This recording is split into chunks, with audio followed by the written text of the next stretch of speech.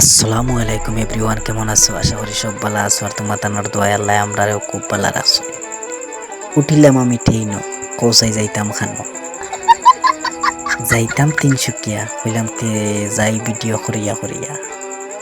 অত বড় লম্বা গাড়ি, ড্রাইভারে খিলা চালায়, খালি গোটার আর গোটার গোটার শব্দ বলেন কি।